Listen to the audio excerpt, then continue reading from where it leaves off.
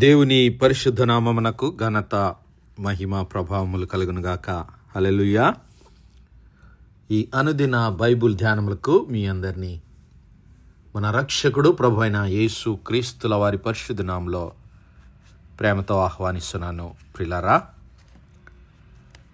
యేసు క్రీస్తు ప్రభుల వారు బోధించినటువంటి పరలోక రాజ్యపు ఉపమానములను ధ్యానించుకున్నాం. అయితే మిగిలిన ఉపమానాలు మరి క్రిస్మస్ తర్వాత ధ్యానించుకుందాం. అయితే వచ్చే మాసంలో మరి దేవుని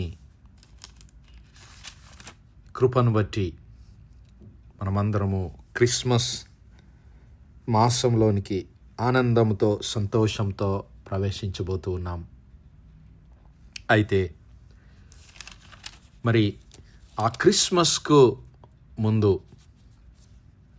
ఆ క్రిస్మస్ కంటే ముందు జరిగినటువంటి విషయాలను ధ్యానించాలని ఆశపడుతున్నాను. ప్రియులారా, మరి యేసు క్రీస్తు ప్రభుల వారి జన్మమునకు ముందు మలాకీ గ్రంథము తర్వాత పాత నిబంధన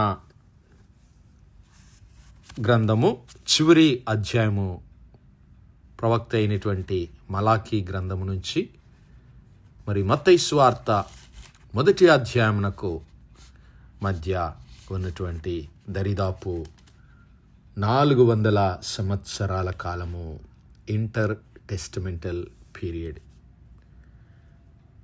ఆ నిబంధన, పాత నిబంధన, క్రొత్త నిబంధనలకు మధ్య ఉన్నటువంటి కాలము నిశ్శబ్ద కాలముగా పిలువబడుతున్నటువంటి ఆ కాలము.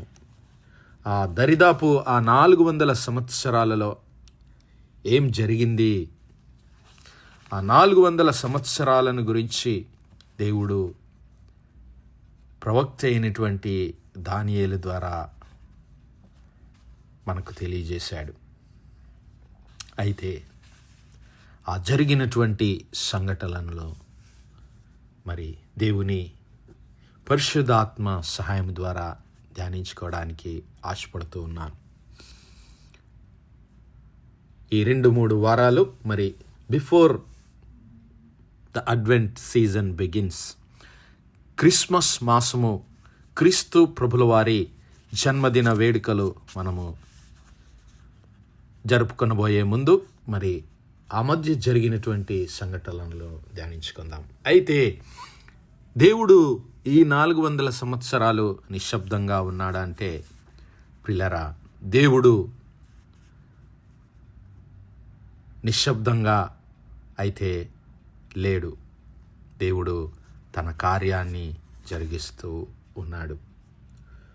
Though the voice of God was silent, the hand of God was directing the course of events during these centuries.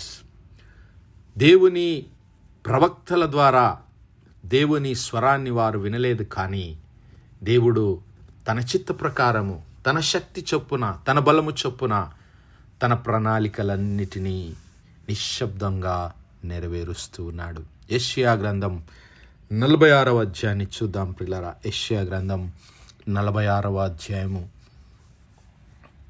3వ వచనం నుంచి చదువుకుందాం. యాకోబు ఇంటి వారలారా, ఇశ్రాయేలు ఇంటి వారిలో శేషించిన వారలారా, గర్భమున పుట్టినది మొదలుకొని నా చేత భరించబడిన వారలారా, తల్లి ఒడిలో కూర్చుండినది మొదలుకొని నేను చంకన పెట్టుకొనిన వారలారా, నా మాట ఆలకించుడి. ముదిమి వచ్చు వరకు నిన్ను ఎత్తుకొని వాడను నేనే, తల వెంట్రుకలు నెరయు వరకు నిన్ను ఎత్తుకొని వాడను నేనే. నేనే చేసియున్నాను, చంక పెట్టుకొని వాడను నేనే, నిన్ను ఎత్తుకొనుచు రక్షించు వాడను నేనే. హల్లెలూయా. ఇశ్రాయేలు ప్రజలను గురించి, ఇశ్రాయేలు జనాంగాన్ని గురించి దేవుడు పలికినటువంటి మాటలు. యాకోబు ఇంటి వారలారా, ఇశ్రాయేలు ఇంటి వారిలో శేషించిన వారలారా, ప్రవక్త అయినటువంటి యెషయా ద్వారా దేవుడు మాట్లాడుతున్నాడు. ఇదిగో తల్లి గర్భమున పుట్టినది మొదలుకొని నా చేత భరించబడినటువంటి వారు మీరు, తల్లి ఒడిలో కూర్చుండినది మొదలుకొని నేను చంకన పెట్టుకున్నటువంటి మీరు నా మాట ఆలకించండి. మిమ్మల్ని ఎత్తుకొని వాడను నేనే, ముదిమి వచ్చు వరకు మిమ్మల్ని ఎత్తుకొని వాడను నేనే.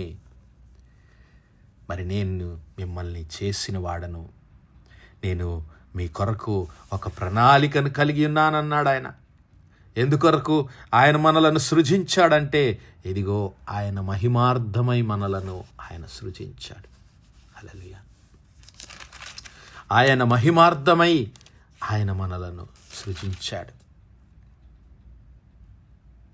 మరి మనలను సృజించి మనలను రక్షించి తన కొరకు మరి గొప్ప జనాంగంగా, రాజులైన యాజక సమూహముగా ఆ ఇశ్రాయేలు ప్రజలను, అంతేకాదు తన మహిమ నిమిత్తం, ఇదిగో యెషయా గ్రంథం 43వ అధ్యాయం 7వ వచనములో ఆయన అన్నాడు, నా మహిమ నిమిత్తము నేను సృజించిన వారిని, నా నామము పెట్టబడిన వారిని, హల్లెలూయా, నేనే తెప్పించు, వారందరిని తెప్పించు, నేనే వారిని కలుగజేసి తిని, వారిని పుట్టించిన వాడను నేనే, వారిని పుట్టించిన వాడను, వారిని కాపాడిన వాడను, వారిని చంకనెత్తుకొని నడిపించిన వాడను, వారిని రక్షించు వాడను నేనే అని చెబుతూ ఆయన అంటున్నాడు. యెషయా గ్రంథము 46వ అధ్యాయం 9-10 వచనాల్లో, చాలా పూర్వమున జరిగిన వాటిని జ్ఞాపకము చేసుకొనుడి, దేవుడను నేనే, మరి ఏ దేవుడును లేడు, నేను దేవుడను, నన్ను పోలిన వాడెవడును లేడు, నా ఆలోచన నిలుచుననియు. హల్లెలూయా. దేవుని ఆలోచన ఎల్లప్పుడూ నిలుచును. హల్లెలూయా. దేవుని నామానికి మహిమ కలుగును గాక. నా ఆలోచన నిలుచుననియు, నా చిత్తమంతయు నెరవేర్చుకొనేదననియు చెప్పుకొనుచు, ఆది నుండి నేనే కలుగబో వాటిని తెలియజేయుచున్నాను. హల్లెలూయా. Remember the former things of old, for I am God and there is none else. I am God and there is none like me, declaring the end from the beginning and from ancient times the things that are not yet done, saying, my counsel shall stand, my plans shall stand, and I will do all my pleasure. హల్లెలూయా. ఇదిగో ఆది నుండి మరి నేనే సమస్తాన్ని కలుగజేసిన వాడను, కలుగబో వాటిని మీకు తెలియజేసిన వాడను, నా ఆలోచన నిలుచుననియు, నా చిత్తమంతయు నెరవేర్చుకొనేదనని దేవుడు సెలవిస్తూ ఆయన అంటున్నాడు, ఇదిగో నేనే ఇంకా జరుగని వాటిని తెలియజేయుచున్నాను అంటున్నాడు. హల్లెలూయా. దేవుడు మరి ఆయన ఒక గొప్ప ప్రణాళిక కలిగి ఉన్నాడు. మనలందరినీ తన మహిమలో నిలబెట్టుకొనడానికే ఆయన ప్రణాళిక కలిగి ఉన్నాడు. ఇశ్రాయేలు ప్రజలకు మరి ఆ విషయాలు ఆయన తెలియజేశాడు. మరి వారు బబులోను చెరలోనికి పట్టబడినప్పుడు కూడా మరి వారిని విడిపిస్తానని దేవుడు మాట ఇచ్చాడు. ఇదిగో ఇర్మియా గ్రంథం 29వ అధ్యాయం 11వ వచనములు, నేను మిమ్మును గూర్చి ఉద్దేశించిన సంగతులను నేను ఎరుగుదును, రాబోవు కాలమందు మీకు నిరీక్షణ కలుగునట్లుగా అవి సమాధానకరమైన ఉద్దేశములే కానీ హానికరమైనవి కావు. వారు ఇశ్రాయేలు ప్రజలు మరి ఐగుప్తు బానిసత్వంలో నుంచి దేవుడు విడిపించి పాలు తేనెలు ప్రవహించి కనాను దేశంలోనికి నడిపించడానికి ఆయన పగలు మేఘ స్తంభమై, రాత్రి అగ్ని స్తంభమై, దివారాత్రాలు వారికి తోడుగా ఉండి నడిపించి తన దాసుడైనటువంటి మోషే ద్వారా, మరి అలాగే తన దాసుడైనటువంటి యెహోషువ ద్వారా దేవుడు కనాను దేశంలోనికి నడిపించి వారిని మరి ఆ యొక్క యెరూషలేమునకు, ఆ కనాను దేశమునకు ఆయన నడిపించాడు. మరి నడిపించి మరి వారు తన మాటను విననొల్లక దేవునిపై తిరుగుబాటు చేసినప్పుడు, వారు తమ ఇష్టానుసారముగా జీవిస్తూ ఉన్నప్పుడు మరి శత్రువుల చేతికి వారిని అప్పగించాడు. అయినప్పటికీ వారు దేవుని మాట వినకుండా తిరుగుబాటు చేస్తూ ఉన్నప్పుడు దేవుడు వారిని అన్య రాజుల పరిపాలనకు అప్పగించాడు. ఆ రాజులు ఏ విధంగా పరిపాలన చేస్తారో దానియేలు గ్రంథంలో దేవుడు మనకు వివరించాడు. దానియేలు గ్రంథము 2వ అధ్యాయంలో ఆ విషయాలన్నిటిని చూస్తాం. దానియేలు గ్రంథము 8వ అధ్యాయంలో ఆ విషయాలను చూస్తాం.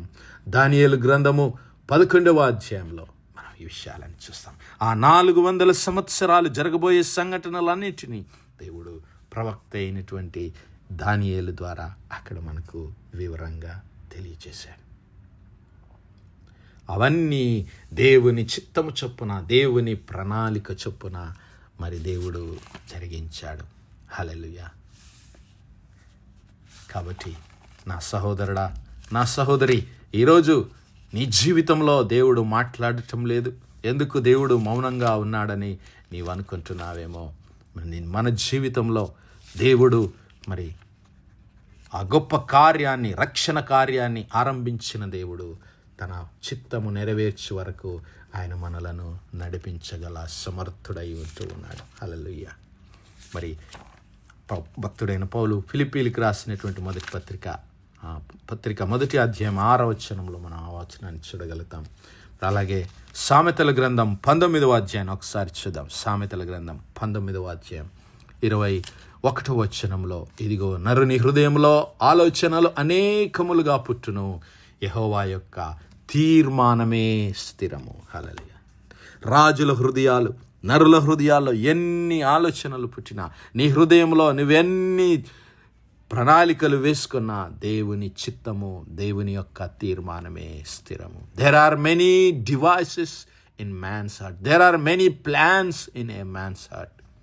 Nevertheless, the counsel of the Lord, the plans of the Lord, the purpose of the Lord shall stand. The purpose of the Lord for your life will stand. నీ హృదయంలో ఎన్ని ఆలోచనలు కలిగినా అవి దేవుని చిత్తానికి అప్పగించు. ఆయన చిత్తము మాత్రమే నెరవేరుతుంది.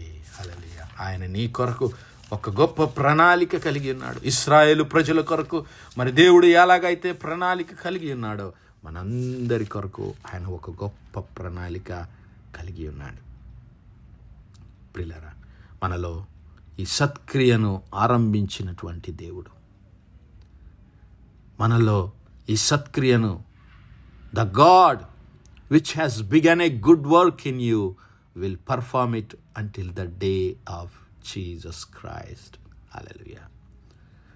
మీలో ఈ సత్క్రియను ఆరంభించినవాడు, మీలో ఈ రక్షణ కార్యాన్ని ఆరంభించినవాడు, నీలో ఈ పరిశుద్ధాత్మ కార్యాన్ని ఆరంభించిన దేవుడు యేసుక్రీస్తు దినము వరకు దానిని కొనసాగించగల సమర్థుడు. ఈరోజు నా సహోదరుడా, నా సహోదరి, దేవుని హస్తము నీకు తోడుగా ఉండి నడిపిస్తుంది. ఆయన స్వరం నీ వినడం లేదేమో, కానీ ఆయన చిత్తానుసారంగా నీ జీవితాన్ని నడిపిస్తున్నాడు. ఆయన చిత్తానుసారంగా, ఆయన చిత్తం లేకుండా నీ జీవితంలో ఏ శ్రమ, ఏ యొక్క మరి కీడు, ఏ యొక్క ఆపద నీ చెంతకు రాదు. హల్లెలూయా. మరి ఆయన చిత్తానికి లోబడి జీవిద్దాం.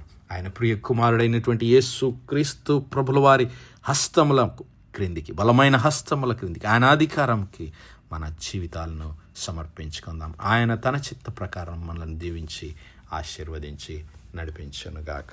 ఆమేన్, ఆమేన్, ఆమేన్. ప్రార్థించుకుందాం. హల్లెలూయా, హల్లెలూయా, హల్లెలూయా, హల్లెలూయా. స్తోత్రం, స్తోత్రం, స్తోత్రం, స్తోత్రం, స్తోత్రములు తండ్రి. అత్యంత కృపాభరితుడువు, అత్యున్నత సింహాసనంపై ఆసీనుడవైన మా ప్రియ పరలోకపు తండ్రి, చూము కలిగిన మా దేవ, సైన్యములకు అధిపతి వగు మా యెహోవా తండ్రి, కృపా కనికరములు గల మా ప్రభువా, సూర్యోదయం మొదలుకొని ఇంత మటుకు మా తండ్రి మీ చల్లని రెక్కల నీడను భద్రపరిచి మరొకసారి మీ ప్రియ కుమారుడు మా ప్రభువైన యేసు క్రీస్తుల వారి పరిశుద్ధ నామములో దేవా, మీ కృపా సన్నిధానంలో ప్రార్థించడానికి సజీవ లెక్కలో మమ్మల్ని లెక్కించిన మీ ప్రేమకు వందనాలు, కృతజ్ఞతాస్తుతులు, స్తోత్రాలు, స్తోత్రాలు, స్తోత్రాలయ్యా. దీనిమెల్లా మీ యొక్క పరిశుద్ధాత్మ సహాయము, నడిపింపు, ఆదరణ, సహవాసాన్ని మాకు అనుగ్రహించిన దేవా, మీకే వందనాలు, స్తుతులు, స్తోత్రాలు చెల్లిస్తున్నాం. అవును మా తండ్రి, మీ యొక్క మరి ప్రణాళికలే, మీ యొక్క చిత్తమే ఎల్లప్పుడూ నిలిచి ఉండేదని మేము గ్రహించి, అయా మీ ప్రియ కుమారుడైన క్రీస్తు ప్రభుల వారి అధికారానికి మా జీవితాలను సమర్పించుకొని ప్రభువా, మీ చిత్తాన్ని నెరవేర్చే వారంగా, మీ యొక్క ఉద్దేశములను, మీ ప్రణాళికలను నెరవేర్చే వారంగా, మీ సాక్షులంగా ఈ లోకంలో జీవించే కృప దయచేయమని అయా, మరి మేము తలపెట్టినటువంటి ఈ యొక్క బైబిల్ ధ్యానములు, ఈ ఇంటర్ టెస్టమెంటల్ పీరియడ్లో జరిగినటువంటి సంఘటనలన్నింటినీ ధ్యానించడానికి ప్రభువా, మీ యొక్క పరిశుద్ధాత్మ సహాయం, నడిపింపు మాకు అనుగ్రహించి మీరే మహిమ, ఘనత, ప్రభావాలు పొందుకోమని యేసయ్య పరిశుద్ధ నామములో అడుగుతున్నాము తండ్రి. ఆమేన్, ఆమేన్, ఆమేన్. God bless you all. Praise the Lord. Shalom.